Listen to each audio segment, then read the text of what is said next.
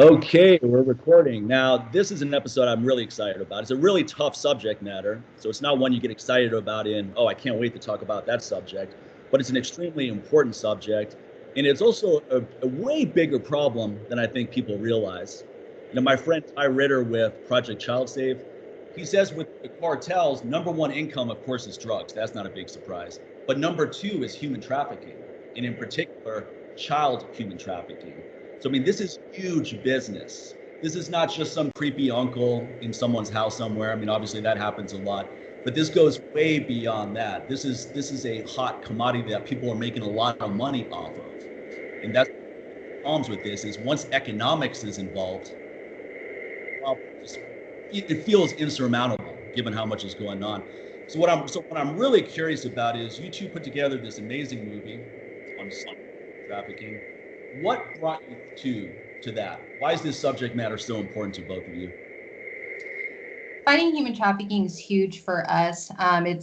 We're monks, and so our whole path is all about freedom, right? And seeing all living beings as equal. Like no one should be enslaved, whether they're a little tiny bug all the way to human beings, right? So life is very important to us. So to know that there are children, women, boys, men, and they are being preyed upon and being profited off of, through sexual exploitation, like that just does not ring right.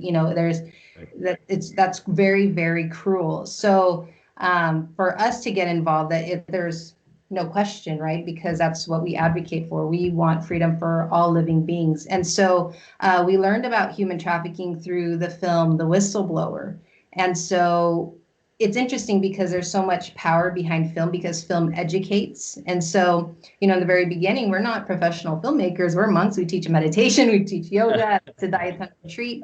And and it's a tough subject to get into, but we wanted to do it because we were just too touched, too moved, and we wanted to educate our own community on the horrors of human trafficking. And so everything begins with education for us. So unless you know about it, then you can't get involved in the fight or support other organizations. And so it's a tough subject, and Anubhuti can talk about that, but it really, it triggers you, especially if you have that history and, all of that pain in there comes to light and you have to face those things. But, it's all part of the process, for us, even being vulnerable, that's the least we can do for, what they're going through.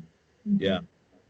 And as I mean, I'm a survivor too. I know you are as well. I don't know your story though. Do you have a background as well? Was there some trauma you went through? Yes. Into this? Yeah, there is. We're both victims of child sexual abuse. So same thing. It's for me, the details of it, I can't remember. For me, it was always when I was 3 years old. I talked recently to my mother and she said it was 5 years old. So I was staying with a grandma, my cousin's grandma. She was taking care of me and I was sleeping, and this 19-year-old, her grandchild, came in and he was drunk apparently, and he started, touching me in an inappropriate way. So I remember clearly waking up right away and knowing that this was wrong. And I got up and I went and told the grandma what had happened. And I was able to tell my mother the next day, my uncles, who had been the ones that left me under her care. And so for me, carrying this heaviness, as a, little girl, it just creates a fire inside of you. As a child that what they've done to you, it's not right. That it's not supposed to happen. They take away an innocent part of you, and at such an early age. And so that just, you carry that without the understanding for so many years. And once you finally, have a voice, as a grown up, and you have a way to help others, that automatically begins to help you release what you've been carrying for so many years, for so long. And so, we have the blessing now to have this platform to be able to be a voice for all the voiceless children out there, not just, trafficking victims, but even now we get calls from friends, we get calls from people that, have gone through this same pain, and because of the work we're doing, they're able to express it, and in a way it's helping so many people heal themselves as well. Yeah. When you told your parents what happened, or your family, what was their reaction? What did they do? Yeah, fortunately I had a lot of support. My They believed what I told them. I've never actually, this is my very first time I'm talking about it, so Wow. Well, thank you. To an audience or public. Yeah. Yes. So I remember telling my mother, and my mother, I have the visual of her holding my hand, and I'm in front of my uncle and my aunt, because they were the ones that had left me with the grandmother. So it was their nephew. Yeah. And my mom was telling me, tell them what happened, what he did to you. And so I was telling them, like, huge, tall people. I was so tiny. And I said, this guy, he did this to me. And so they were like shocked. Everybody was shocked about it. Nobody, even the grandmother, she didn't stop me from expressing it, which was really good, because I was able to be strong and, and tell them. And from what I know is that my mother wanted to press charges against this boy. He was 19, and the grandmother, begged my mom not to do it, because he apparently his mother had just died not too long before that.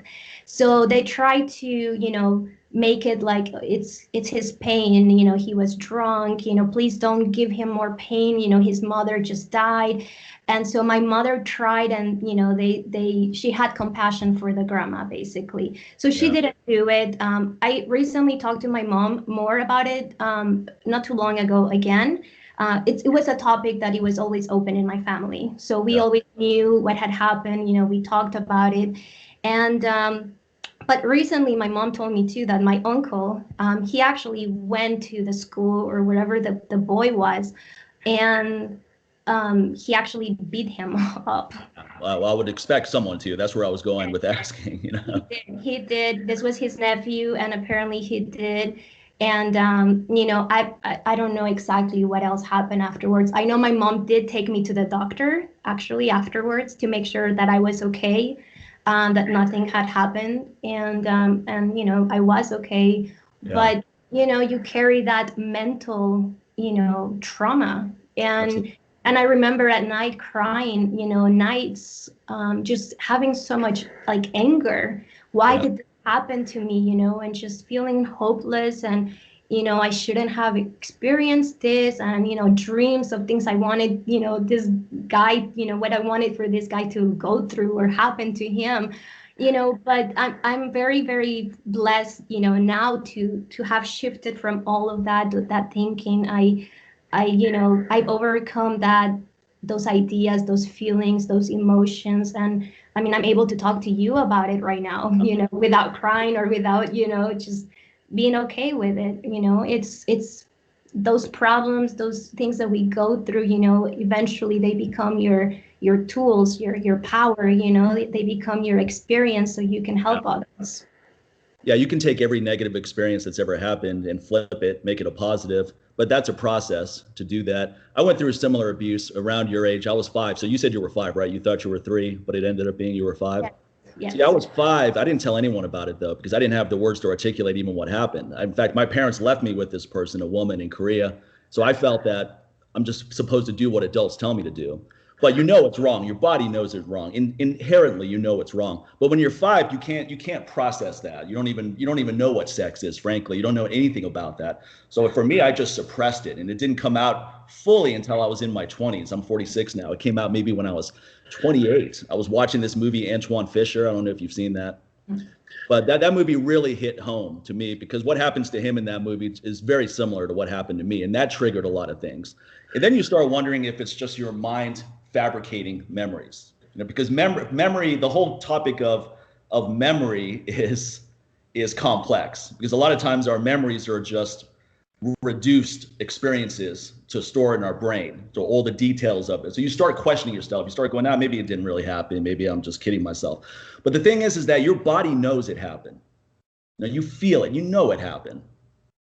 Mm-hmm. And I didn't talk to anyone about. Actually, I didn't really talk to anyone about it until, probably years after that. I just tried to process it on my own. I wrote a chapter in my book about it. My parents still don't know. My mother passed a couple of years ago. I never talked to her about it. I tried to a couple times, but that was a topic she found really uncomfortable. And my feeling is that she was probably abused herself as a child. And that's why the topic was so uncomfortable, because it's super common in India. Not that it's uncommon in America, but it's super common in India. And in India, everything is all about appearances.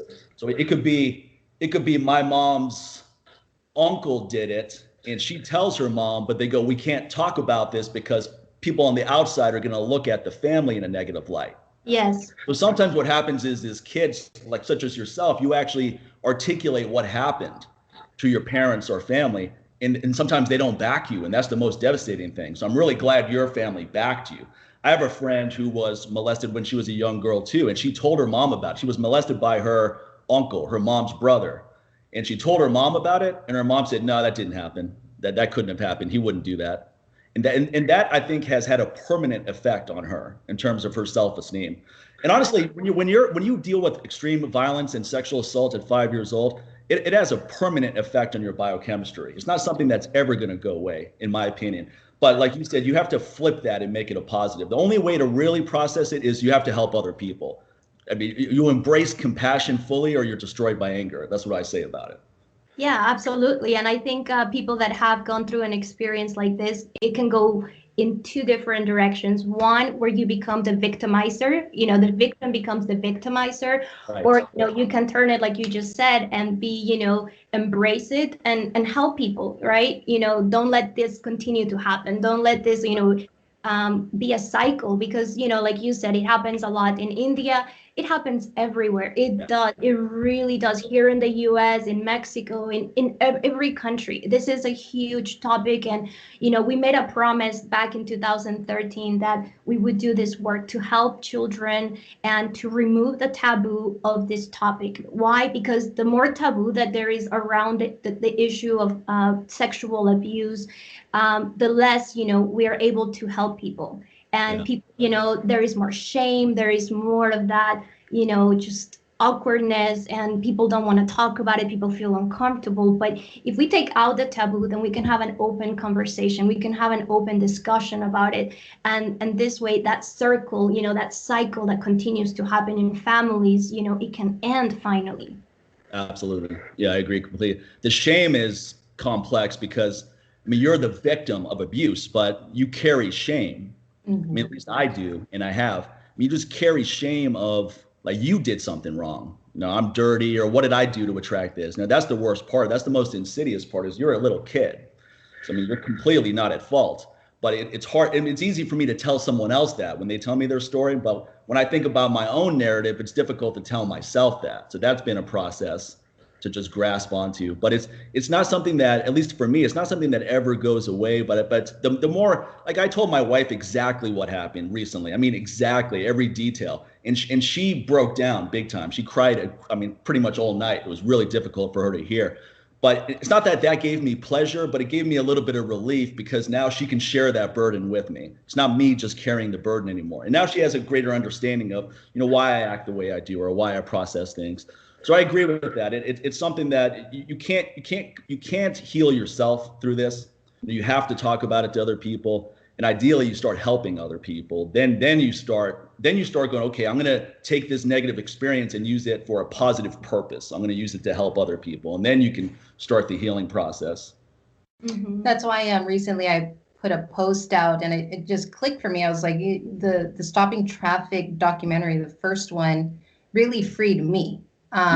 Freed me because for our Kickstarter campaign, it was the first time I shared my story with my friends, my family, and I basically read a letter that I had written that detailed everything. I put that on the Kickstarter campaign page, and I'm like, hear the story.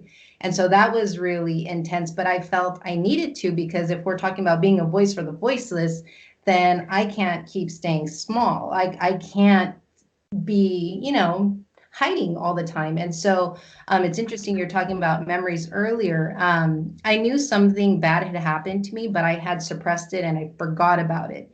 And it wasn't until 30 years later, or 20 something years later, when I was 30, I had a full reliving of the experience. And so every single detail that I had probably suppressed and forgotten on purpose came up, and it's like I had to relive through all of that again, and then going through, the shame, the guilt, the dirtiness, the just that yuckiness. And then it's like, geez, and then you can't say anything, and so it wasn't until the campaign that I actually shared with, not only my friends and family, but really like the rest of the world. Because people will be ready when they're ready, and we have to respect that. But in my case, I was like, well, if we're going to make a film about this and put ourselves out there and ask other survivors to put themselves out there, then the least we can do is go there as well, right? So.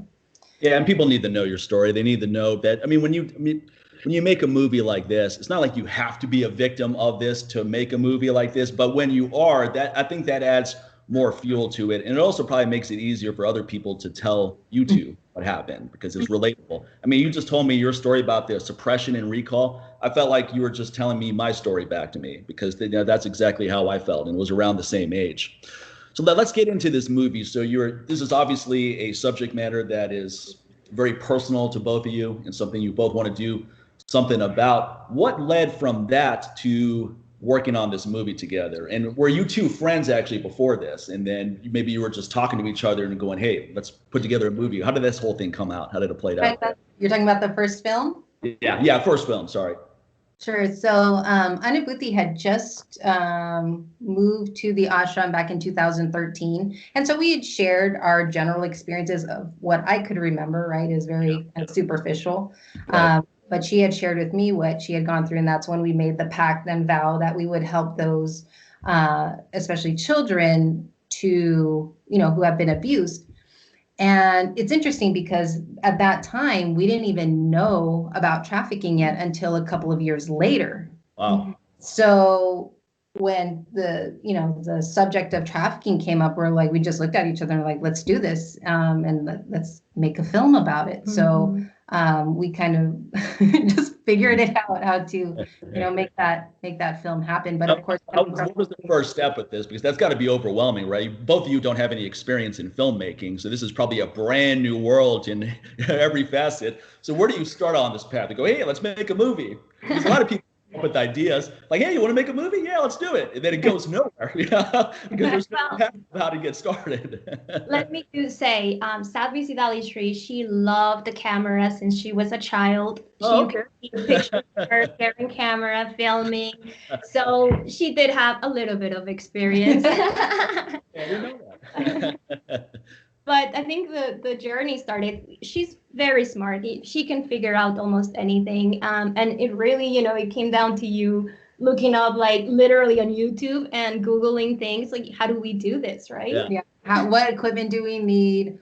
How to set up an interview, how to make a film, and really turning to Google to guide us. And of course, taking to our heart. Our whole thing was, as long as it came from a pure place, it will happen the way it needs to happen, and we will figure it out. We have confidence in ourselves that we can figure it out. And so our first film, we figured out the next step, like, oh, we need an editor. Like, oh, well, in the very beginning, we need to fund the film. So that was interesting because, we're researching how to launch a Kickstarter campaign. How do we reach out and tell family and friends like, hey, give to a cause, help us make a film, to people who don't know how to make a film, and talk about a heavy subject that they're most likely not aware about. So to bring all of that together, but what's amazing is the 154 pledgers came together to support the film and helped us. And so,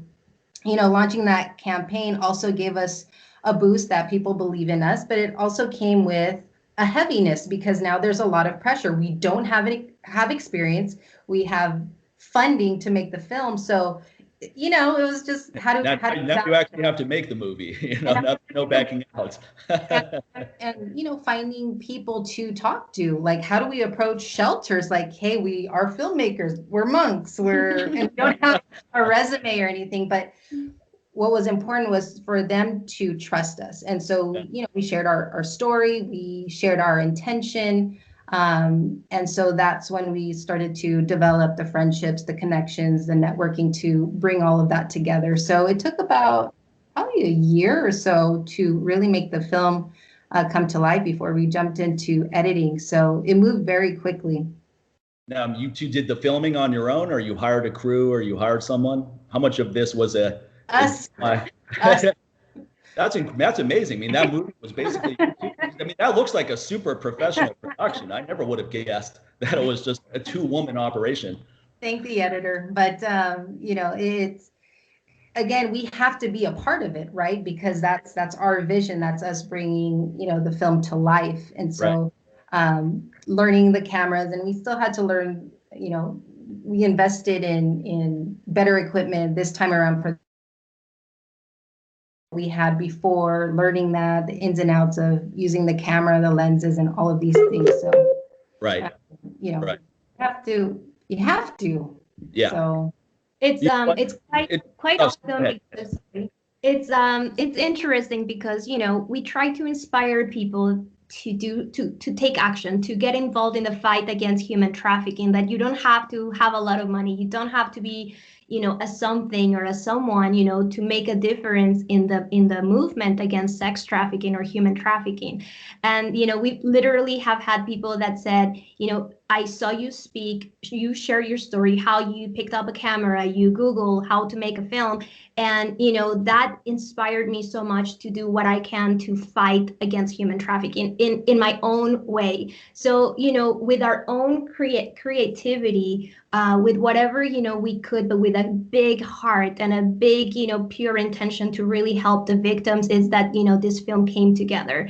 And of course, you know, our teacher, Acharya Shree, he always teaches us that, you know, you can do anything you can do it. Just, you know, set your goals, have the vision, have the heart to do it, and you can make it happen. And so I think that's what happened. We were able to create an amazing documentary, which, you know, we were very surprised, and, you know, that it became an award-winning documentary. And this is coming from, you know, people that didn't know what to do at first. And it's been an amazing journey. It went all the way to Hollywood. You know, we had a premiere, we had awards, you know, at the film festivals, and it qualified to be listed on the academies.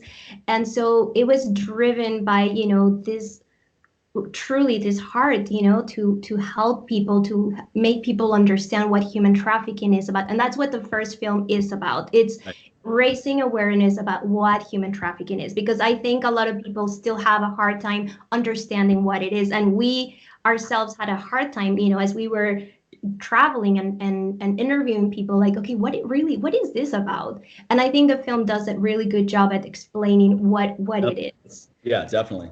No, I've recommended it to a lot of people who are not that familiar with this topic. I really recommend it to every parent. Every parent should be aware of this stuff, especially as well as Ty Ritter's book, My Body, My Own, because that's all about how to protect yourself from predators, what to look for. Because he told me once that, because he went undercover as a pedophile one time, because he wanted to get into the psyche of these horrific people. And he found that they were really brazen about, you tell me you want a 5-year-old blonde kid, I'll go to the park and get that kid and be back in 30 minutes. And sometimes these people get paid $10,000, $20,000 to do that by cartels. They go, here's what we need. We need these 5 kids. Like, okay, we'll pay you $50,000. And they can go do it. And at first when I heard that, I go, that's crazy. How could they go just snatch a kid out of a park? And then later that day, I was walking my dogs and I'm just looking around, and I could see how distracted most parents are. They're sitting there looking at their phone, their kid's 50 yards away playing around somewhere. And all it takes is a second to be distracted by someone who knows what they're doing in the situation. And a lot of times I think people look at this as that's a problem somewhere else. that happens in South America. That doesn't happen in America, even though there's trafficking rings all over the United States. Oh, it happens in third world countries. It happens in underdeveloped places. I don't have to worry about that. And for some, until it happens to them, their family or their child, it's not something they really take seriously yet. And a lot of people are just not aware of what's going on either. So that's why a movie like this is so important. But just going back to one of the things you said, now when you started approaching other survivors, did you find that the fact that you two are monks, you had less rejection as a result of that? Because if two monks came to me interview me about something, I would be like, I don't want to be rude to them. Someone else, I may say, no, I'm not interested. But two spiritual people come, I'm going to be more inclined to want to be involved. I think it helped. We were introduced to the survivors from the shelter director or the organization leader. So they introduced us, and they can see we're human. We care. We didn't intrude either. We didn't want to just like, hey, what's your story? We wanted to warm up with them, right? And play with them or participate in their classes so they can feel comfortable with us. And so from there, we begin the interview process, and we don't go right into the story. There's just a different way. And I think we were just following our intuition on how best to ask questions, because we're very familiar at the retreat center. We're always helping people, listening to their stories. So we had that experience going into interviewing survivors and being sensitive to the topic. And of course, bringing it up in the interview that, hey, we are survivors of sexual assault as well. So that helps bridge that gap, and they open up more. Absolutely. What was it? It sounds like these are really young people you went and spoke to. What was the age bracket among some of the people you interviewed? Well, we had about 70 interviews all across. Really? Okay. Yes, but only 17 made it to the film. Mm-hmm. So we went to different shelters. I mean, the youngest survivor that you've met, she was 1 year old, survivor to cyber sex trafficking in the Philippines. So, I mean, they can be as little as that. We have met, little ones, 5, 6 years old also. And of course, we've met older, 19, 20, and of course. Even at Eden House in their 40s too. Yeah, we've met survivors. So older. Spectrum. Mm-hmm. It must be really difficult to talk to a 5 or 6 year old though, because a lot of times they can't really articulate what happened. Yeah, I mean, you, with them, you're not necessarily, interviewing them. It's more, if you happen to be there at that kind of shelter, you're just there, holding their hand, giving them a hug, and, just making them aware that there are people in the world that are good, people that want to help them, and, people that are, there to support them in one way or another. So you're not necessarily interviewing them, but you're just got it. Experiencing that, that love with them. Yeah, that makes a lot of sense. I think one of the scariest, the whole movie is dark in a lot of ways, but one of the scariest statistics is about young boys in Afghanistan. And I want to say that the stat was 90% of young boys have experienced sexual assault. Am I wrong about that in Afghanistan? I know it was something really high.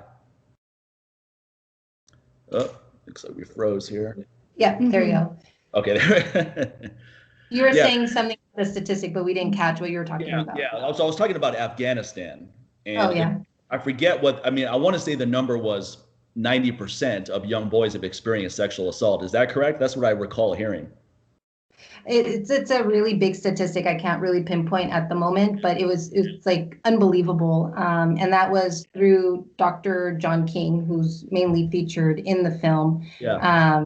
Him and the rescue teams he's associated, they go into Afghanistan and work in the Middle East and see, trafficking firsthand, and just the stories that they shared with us. We couldn't put the rescue guy's face in the documentary, right? Because you have to protect him. But he was sharing stories of, little boys, little girls having to do these dances, and then just men all around. And I don't want to get too graphic, but and they'll send pictures as if we needed the proof, and are just like, oh my goodness, this is horrific. So it's important to show that this exploitation, this abuse is happening everywhere. And people need to know about it. And it happens in the Middle East too. When you talk to all these survivors and you've both spent so much time on this subject matter, what do you think are the reasons why this happens at all? Why do these people do this to children? Well, we actually, I don't know if you recall, in the film, we interviewed an ex-trafficker. Yeah, that's right. I remember that. Yeah, so I think to understand, I think the problem as a whole, we need to understand first traffickers. Why are they doing this? Right. And I mentioned to you earlier, when you become a victim of sexual abuse, one of two things can happen. You can become a person that can help others, or you can become a victimizer yourself. Right.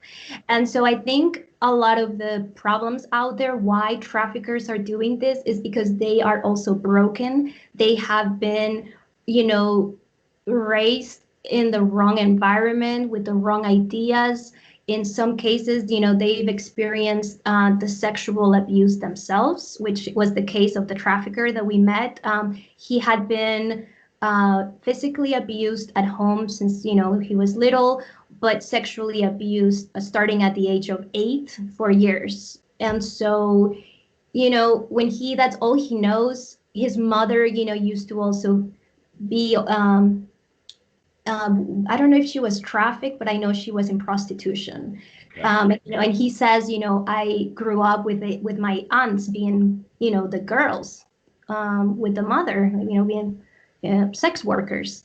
And so for him, it was normal. He didn't see anything wrong with this. He didn't see anything different. And so he carried all of that until, he decided to start, his own business, quote unquote. Right. And for him, it's a business. It became a business. It became a way for him to make money and, to experience exploitation or to exploit people, women.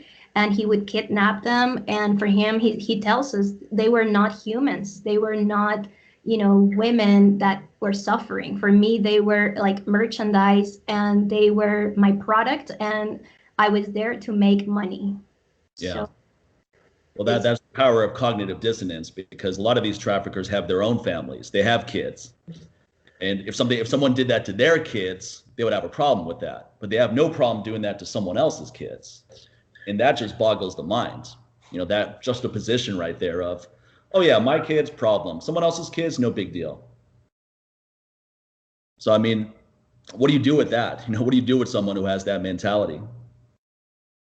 Well, I mean, Rosie, she's the leading activist in Mexico, also featured in the film, and she visits the jails and she meets with the traffickers, sharing spirituality, trying to inspire them to lead a good life. And these are traffickers. These are the ones that, have hurt the girls she's helping and protecting and rescuing.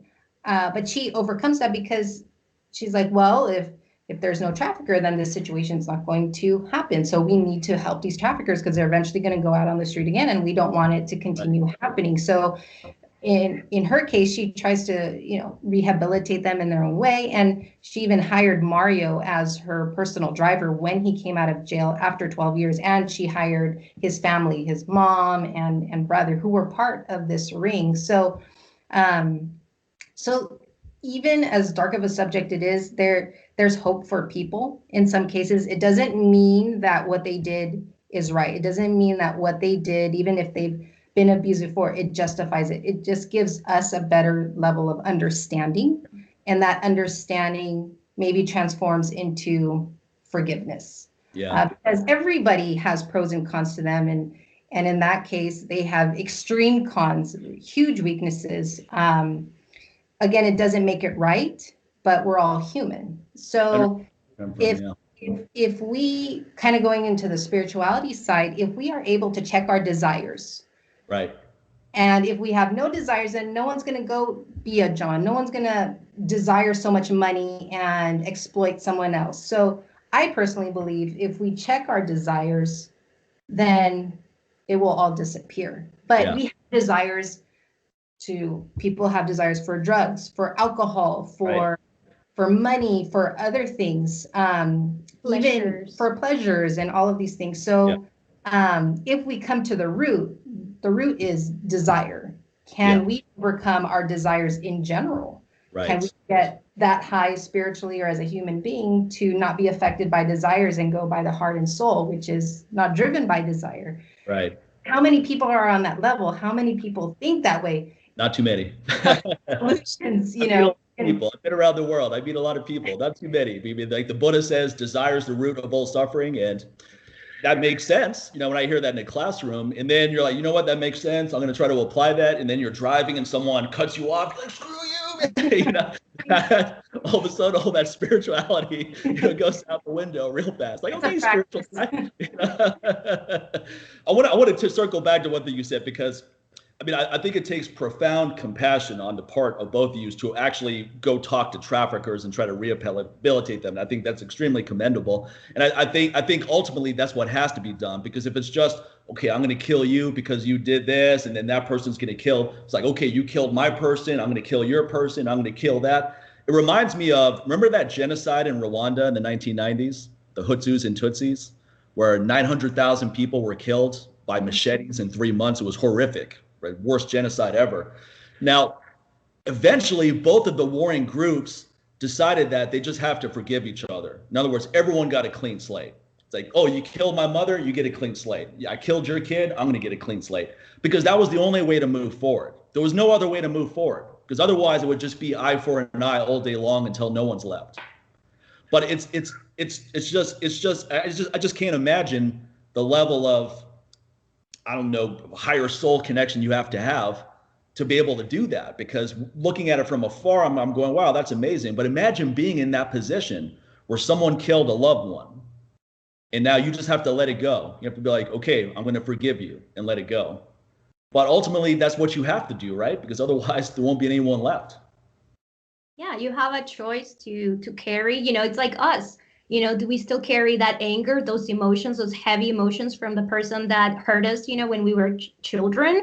Or do we really go beyond all of that? Do we forgive? Do we, you know, to really help others, you have to go beyond all of those heavy emotions and the pain. And, you know, how can you truly go out there and help when you're still carrying the anger and, you know, you have this hatred in your heart, you know? So you have to go beyond. And it's not just, you know, we have to look at all aspects of trafficking or sexual abuse, or in the case of sex trafficking, you have the trafficker, you have the Johns, and you have the victims. And then you have society all around, you know, who are seeing it and they're not doing anything about it, the people that are aware. So Right. You have to work in many aspects. But again, it boils down to what Sadhvi Siddhali Shree said. As individuals, how can we, you know, go beyond the desire of things? Because if there is no desire, like she said, then there is no need for this. There is there would be no trafficking, there would be no abuse, there would be no, you know, chasing this. Yeah. I'm going to go on a total tangent here, but I'm really curious about this whole Jainism path. So I'm wondering, what were you two like before you got into this, in terms of what kind of desires did you have? What did you think your life, how your life was going to unfold? What did you think the life path was going to be for you? And then how you eventually got to this? So you're talking about before monkhood, right? Yeah, exactly. Before becoming monks. Since I was a kid, I've always wanted to help other people. That's always been my nature.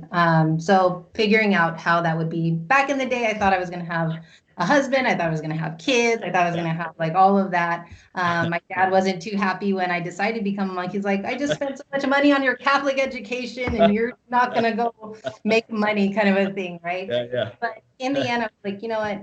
My heart wants to serve. My heart is, you know, dedicated to spirituality. And I've always had that inside of me. And I think it stems from what happened to me when I was 6, you know, I didn't have a voice then, but now to help others who have gone through some kind of pain. My mom passed away when I was 13, so I had a lot of pain. And so to want to remove the pain within myself, it's like we have to help other people.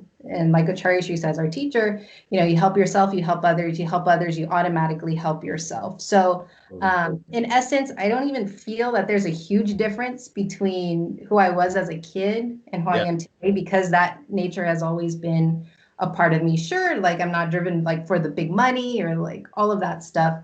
Right. But the desire to help others and inspire others, that's always a part of me.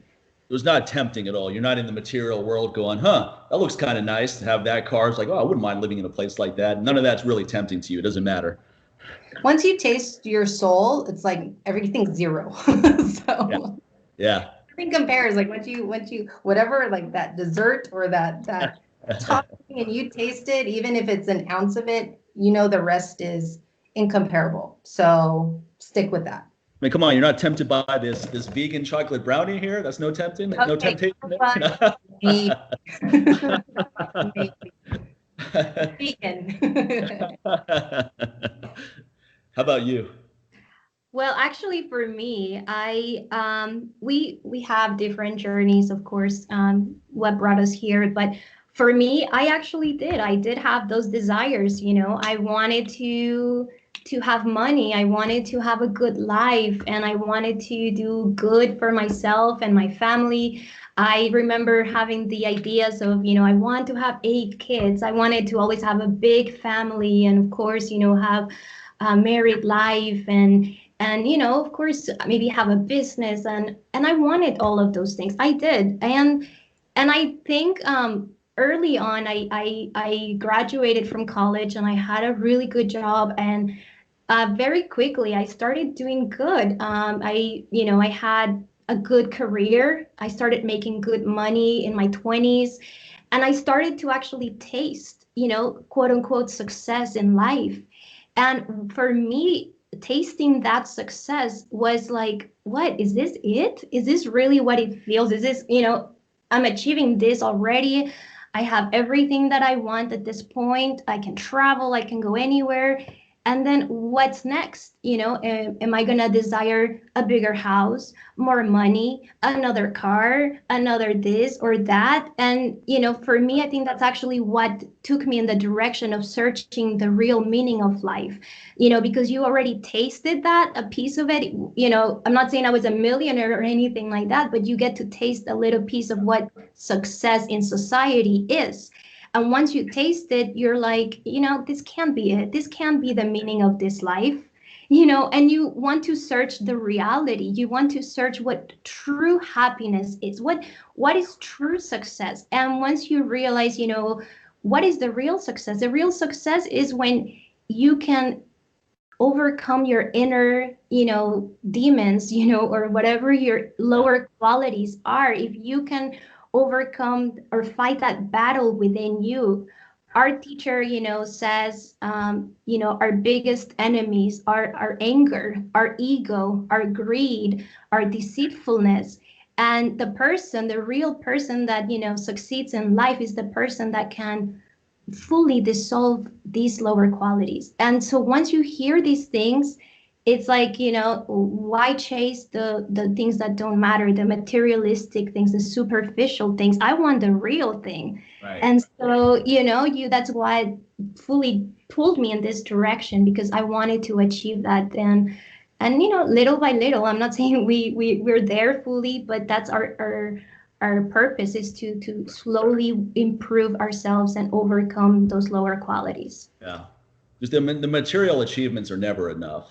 Right. $100,000, you go like, oh, I can't wait to make 100,000 a year. And then you make that and you go, well, 250 would be great. And then you make, I go, hey, I could be a millionaire. Let me make 500,000. Let me make $1 million. Or you have one nice car. You go, maybe if I had 3 cars, I would be happier. So I mean, like, none of these things make you happy. But what's ironic is people think more of what doesn't make them happy is going to make them happy someday. Mm-hmm. So we never. I think there was a study that showed that once your income goes above a certain point, there's no additional happiness that comes with that. So in other words, once you have an income, let's say it's $65,000, so it's enough to pay your rent and put a little bit of money away, and you have food on the table, all of the essentials are taken care of. Once you go beyond that, there's no additional happiness that just comes with acquiring material wealth. The flip side of material, I mean, the way I look at making money is a little bit different, because I'm not a materialistic guy at all. I mean, I like having certain things. I like having a nice house. I have one nice car, but I'm not someone who just blows money on stupid stuff, expensive jewelry, things like that. But what I like about making money, though, is the fact that I can come across a project like yours and boom, I can make a donation without thinking about it. Ty Ritter, my friend from Project Child Save, he can call me up and say, look, we need this much money right now. Otherwise, we have a short window right now. We have 15 kids. We know where they are. We need to get there tomorrow, and we don't have the money. And I can, boom, send him that money, and he can go do it. So I think that it's not money or materialistic stuff that's inherently bad. I think it's our attitude about it. You know, when money becomes your God, now it's a problem. Right. And for many people, especially in a capitalist society, money has become their God, where it's all about, okay, my neighbor has this, I want more. And then some people take jealousy even further, where it's not only do I want what my neighbor has, I don't want them to have it. And I want to be able to hold this over their head. And with men in particular, men are extremely egotistical in a lot of contexts, where if 5 guys get together, people are going to try to find a clever way to talk about their income or talk about what they have or talk about how much money they made doing this. It's all this pecking order that people fall into. So like so much energy is wasted trying to impress people that you don't care about. They could care less about you. You know, buying things with money you don't have to impress people that you don't care about. I mean, how are you going to live a satisfying life when that's the path you're on? There's just no way. You know, eventually you have to get to something higher. Do you think that people, though, that are really addicted to this materialism, do you think that eventually it leads them to a place where they go, okay, you know, enough's enough. Now I've got to be more altruistic. It seems that that if you live long enough, that has to be an inevitable end, because there's nowhere to go. I mean, what are you going to do? You're going to buy an island now? I mean, you're going to buy a country? Where does this end? Eventually, when you have too much of something, you get allergic, and that's one of the reasons people start the spiritual path. You just don't know what age it's going to happen, and when you have too much money, too much this, too much that, and you feel empty. Right. And like, okay, money doesn't bring me money, doesn't bring me any kind of pleasure. So let me search for the real meaning of life, or let me find myself, and all of these things. And so I think when people get to a place of being allergic, that's one of the reasons people start their spiritual path, or it could be from pain or for something else, or there's so many reasons, and in some cases they will die greedy, you know. Yeah, no, that's true. That happens for sure. People are different. But if people understand that everything is temporary, nothing goes with you when you die, and it's only soul, then it's best to work on the soul and be with soul. Be with your spiritual self every single moment of your life. This way your life has total meaning. However, if you're reaching for things without any meaning, then your life is empty, and that's why you suffer in the end and you cry about it. So if and you know, get inspired and be on the path and help other people, and just it brings your life a totally different experience and new meaning. It just elevates you in a completely different way. Like, we're monks, right? So you know this, and producing this film, it's under a nonprofit organization. We were monks. We took a vow of poverty, non-possession. So we're not in it for money. We are volunteering our time, our skills, and all of the money that's coming in through film sales actually goes right back into trafficking awareness campaigns, directly to the survivors, and directly to shelters. There's nothing in it for, and that's what makes our project so pure. All of the producers that are involved, even the celebrities, they're volunteering their time, they're volunteering their platform to raise awareness about this issue. And that's what's so incredible about our film, because there's no ego. There's, you know, the celebrities, they already have their fame. It's not going to make them famous. We don't care about fame. The whole idea is for survivors to get the help they need. And so, you know, it is awkward, even with our first crowdfunding campaign. Like, we're monks, like, it's kind of weird asking for money, but for us, it's like, okay, we have to think about the survivors. We have to think about the victims, because they have no voice. So let's get uncomfortable and go ahead and ask. And so, you know, even with our crowdfunding campaign, you know, we're close to either reaching our goal, or we might have reached it already during this conversation. It's a tool. Money's a tool. It's an energy that can go into creating something that helps other people. Right. And that's the cool part about it, because now you have, you know, people like you, Mike, thank you so much, you know, for pledging. not once, but twice, coming together. And now we have your energy, we have your love, we have your passion, your willingness to help, as well as I think we're around 300 backers or so. So you have this community of people that are creating now this film. And so that's what makes this film even more powerful versus, someone just writing like here's a $100,000 check. Like, sure, that's great. But to bring community together, to educate 300 people and inspire them to be part of something. So this way they have the opportunity to help this movement too. Because for us, yes, we go out, we meet with survivors and so forth. They will maybe not have that opportunity, or they don't want to, or they're afraid to, whichever reason, right? But they can help this way. And so I think that's what's also cool about making a film with in a community sense type of project, because all of us together are trying to make a difference. Right. We're just the two little monks kind of helping the way. You must have gotten a lot of positive attention though through the process of this movie. People started seeing it, so you become a little bit of a celebrity type thing. So how did you manage that when, let's say, you two walk in a room at some showing and people are clapping, going, "What a great movie this was"? I don't know if that's what you experienced, but I'm just putting it out there theoretically. Because that can feed your ego a lot. When people tell me how great I am all the time, you start believing that. And you start thinking, I'm better than people. I'm a god. I'm not a regular person. I'm physically superior. I'm mentally superior. I'm financially superior. And then you have to just cool your jets and realize, hey, calm down. You're just a person. So it's easy to have your ego in check when it's not being fed, I guess is where I'm going. But when it starts being fed, how do you feel about that when you start getting a lot of attention for something, even something really positive like this? We remain humble. That's our practice. It's all about humility. So any positive attention we get, we think it's going to the film. It has nothing to do with us. It doesn't have to do with the I or the me.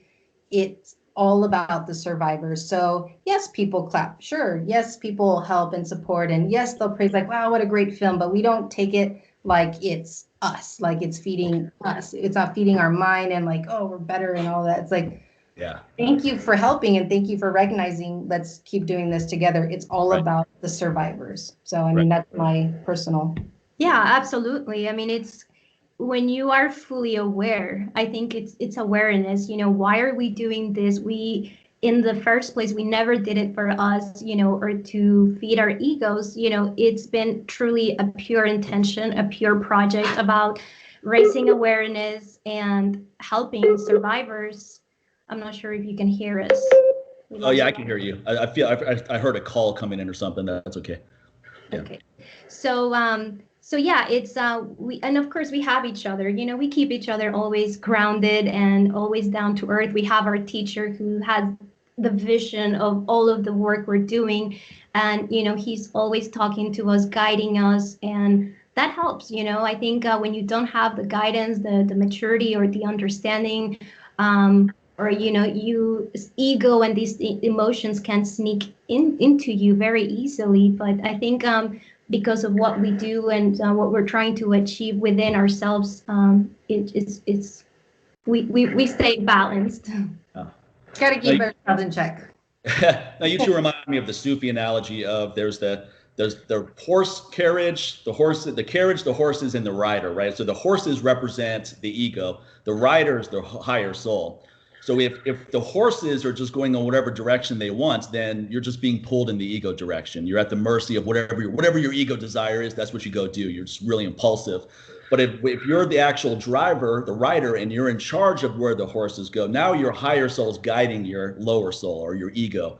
So I think a lot of people, when they think of crush your ego or check your ego, they think that, okay, the goal is to destroy your ego, which is not even possible. But I think the goal is more to harness the power of your ego with your higher soul for positive ends.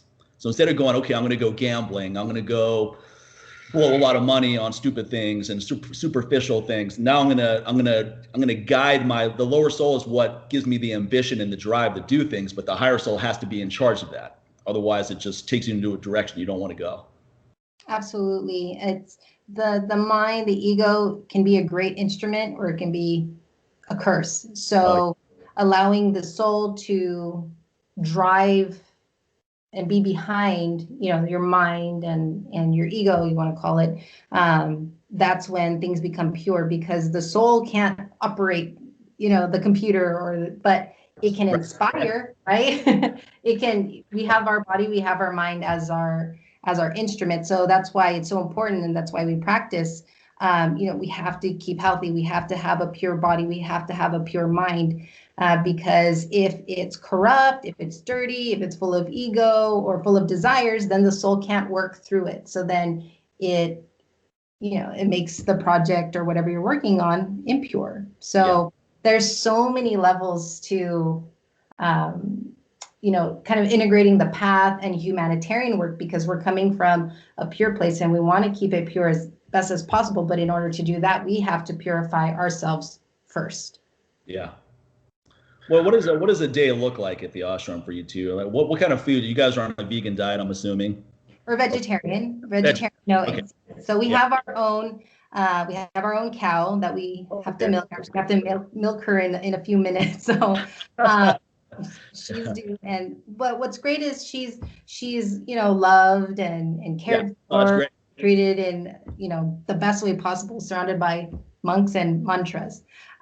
Typical day, we wake up early, we do our practices, we have chanting in the morning, and then if we have retreat classes going on, so we have classes in the morning and in the afternoon, and then more mantras, and of course the meal times in between, and then our own practices in the evening. So we have that life, and then we have the filmmaking life, and then it's like all integrated. So basically it's really full days. What about for fun? What do you do? I mean, I'm assuming you enjoy what you're doing every day, but is there some kind of recreational activities that you two enjoy doing? At this point, we're truly so busy that, when you choose this life, those ideas of like recreation or having fun or going on vacation, we left all of that behind.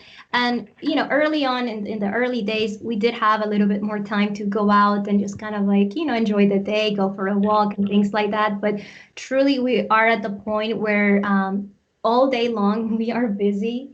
We are, we're operating this ashram, the retreat. We have a spiritual retreat. So we have people that come visit from all around the world to learn more about spirituality and the things that we teach here.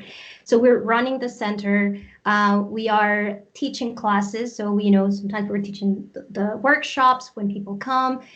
We're also putting together the content for our teacher to write books, for his YouTube channel, for his social media. So we are so busy, in addition to the creation of the film and, doing all of that, it's not just going out to film. Sometimes we have to really go and travel and film. We were traveling this entire summer, and it's just so much. But truly, we're not at that point where we can say, we go and relax. We try to have fun with whatever we are doing. Right now, every moment is good. Talking to you right now, for us, it's like amazing. We're having an amazing conversation, so we're enjoying this moment. Like, what I'm curious about is, are you on an exercise protocol you enjoy doing, or you go hiking? just things like that. That's what I'm curious about.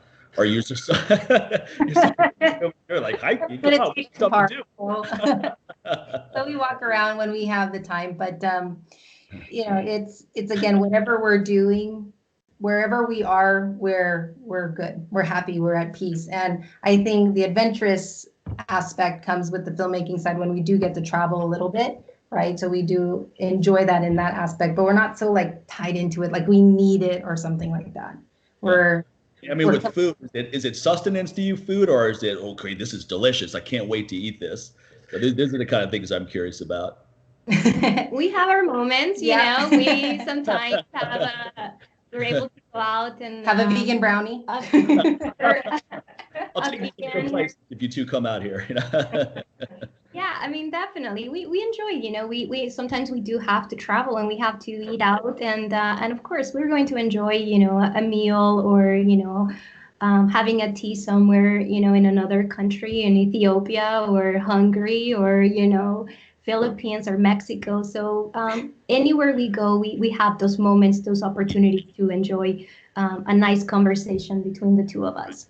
Yeah, and those are the most enjoyable things anyway, those simple pleasures. Let's talk about them. I know you two have to go probably real soon, but let's talk real quick about the movie, the forthcoming movie. So we've got Stopping Traffic 2. What makes that movie different than the first one? So the first film, as I mentioned before, was all about educating people about what sex trafficking or human trafficking is. And we did a very specific calls to action on how people can get involved in the fight against human trafficking. Now, the second film is going more in depth into the stories of actual survivors, sex trafficking survivors. And we want to share the stories of them, what they've gone through and what they go through post trafficking. Why? Because we want people to understand how much help is needed to rehabilitate these amazing, beautiful souls that made it out of trafficking. Some people are unaware that they say it's about 1 to 2% of people that actually make it out of trafficking. So it truly is a miracle when you get to meet a survivor. There's few people that are able to come back home. And when they come back home, they're very damaged, they're very hurt, and they need so much help. And the help out there is not enough. So we want to inspire people to get not just involved in the fight against human trafficking. We want people to help in bigger ways, to create more programs, open up more shelters, to establish more programs and long-term help for the survivors. Because right now what we have, number one, is not enough. 2, is not adequate. And 3, it's typically short term. And now when we talk to survivors, we know how long it takes for them to heal, to overcome their pain, their trauma, their physical, emotional, and mental pain. And so it's not going to take them 1 month to recover from this. It's not going to take them 1 year. In some cases, they've been trafficked for 15 years. And so having the resources available for them it's critical. And as we raise more awareness about what human trafficking is, more rescues are taking place, fortunately. So we're able to now recover more people like your friend Ty. But what do we do with them? We rescue them, but if the proper resources or programs or shelters are not there for them, then how are we truly going to help them? So we have a vision with the second film to really shift the world, to establish more resources for victims and more help for the survivors, so that when they do get rescued, we have everything in place for them. Yeah, there are some rescue groups where they take children out of these situations, but then they end up in the criminal system, or they end up back on the streets. Because when you free kids from this kind of situation, you can't just leave it up to them to figure out what the next move is. Like you said, they need a lot of help. Kind of like when slavery ended in the US 400 years ago, slavery continued through things like sharecropping and so forth, because you have all these people that all they knew was being a slave. And now it's like, oh yeah, you're free, go figure it out. But you don't have any education, you're not literate, you don't have any money. So now you end up being a slave again. Now you have to take these opportunities that are basically slave labor. So it's a similar situation to that. With what Ty and his team do, Project Child Save, is they rescue the kids from the horrific situation. They take them to an orphanage, and that's where they get all of the rehab that they need. But Ty says that he can't focus on what happens to the kids after he saves them, because he's saved kids before who went on to commit suicide as adults. So now he feels that I don't want to know about that, because my focus is on, I just want to get the kids out of the situation. That's my skill set. That's what I'm good at. And then it's someone else's job. I'm going to take them to the people that can handle that. But he used to try to keep up with what happened to each kid and all that. And there were definitely some good stories, but there were a lot of really sad stories too of some of these kids just couldn't cope with it. They got a little older and it was too much for them to bear. Some of his team members have committed suicide from the things they've seen. And these are high-level former special forces military operator type people. What they see, I mean, he told me some stories that were horrific, and he said that was like a 3 on a scale of 1 to 10. I don't even want to know what 10 is, but that's what they see firsthand. And for some of these guys, it was too much to take. So the severity of the situation, I think that's really what people need to understand, is the severity of human suffering that is happening here. Absolutely. And it's once you're able to rescue them from this horrific thing, now they do need proper care, proper attention. The therapists, the shelters, they need to be trauma informed, but specifically with this kind of trauma, coming from trafficking.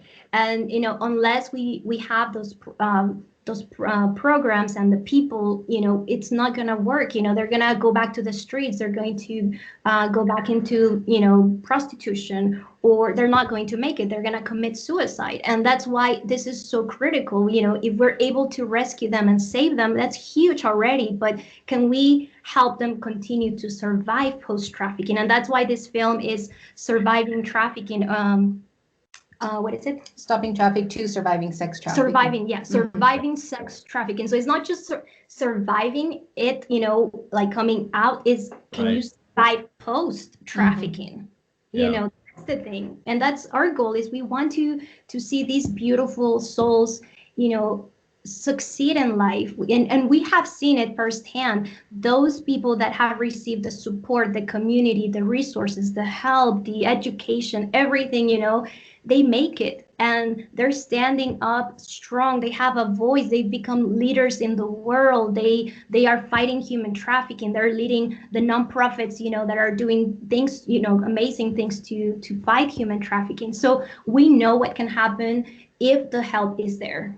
Yeah, I think part of it, especially in our culture too, is that we've created this culture of unacceptable behavior. Men feel it's okay to talk to women like this. Men get a lot of bad advice on how to talk to women. I can tell you that as a man. Just growing up, you get a lot of bad advice. So when you view women as objects, like you said, now you're dehumanizing someone. And the rules of conduct of how to relate to other human beings are now no longer being applied. And that's that's horrific on its own, but that's just the tip of the iceberg. That's the slippery slope. And in Hollywood, with the whole Me Too movement, and not everywhere, not just Hollywood, but across the world, that became really prominent.